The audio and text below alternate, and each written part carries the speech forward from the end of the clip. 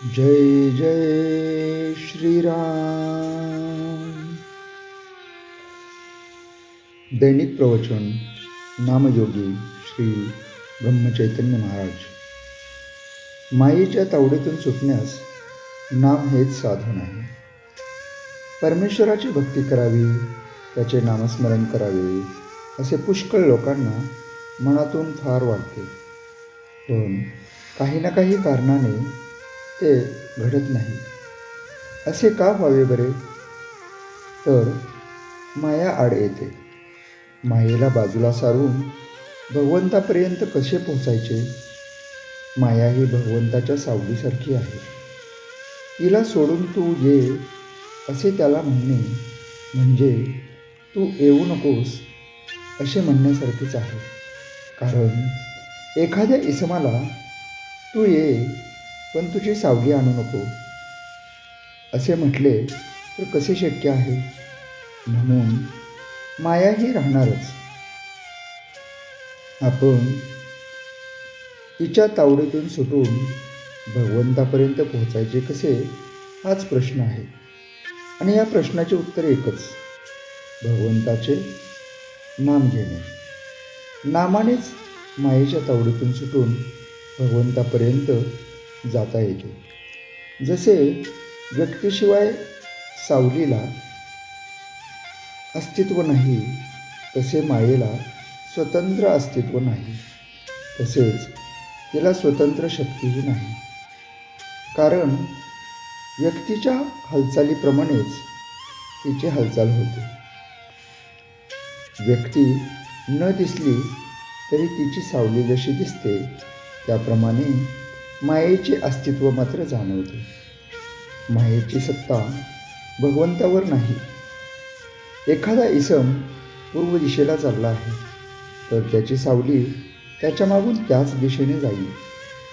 त्या सावलीच्या मनात जर दिशा बदलून पश्चिमेकडे जाण्याचे आले तर तिला ते शक्य नाही. तो मनुष्यच जर पश्चिमेकडे जाऊ लागला तरच तिला त्या दिशेकडे जाणे शक्य आहे. याचाच अर्थ माया भगवंताच्या अधीन आहे. सर्व विश्व हे मायारूप आहे, म्हणजे ते परमेश्वराची छाया आहे. याचा अर्थ या विश्वाला आधार परमेश्वरच आहे. आता या मायेच्या तावडीतून सुटून परमेश्वराकडे कसे जायचे?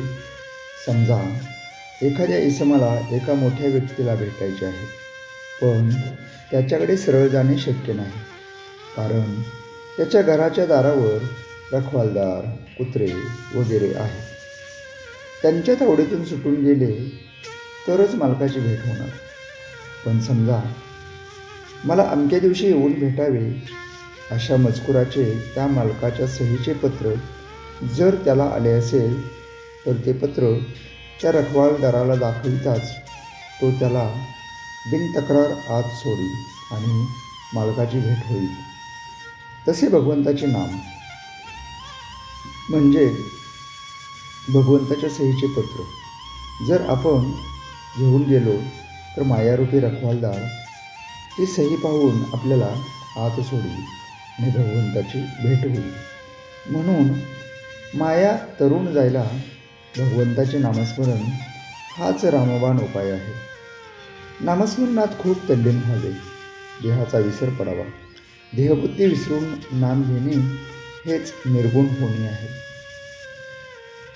भगवंत जर कृपण असेल तर तो नामभक्ती देण्यात आहे. म्हणून त्याला अळवावे आणि तुझ्या नामाचे प्रेम दे हेच मागावे.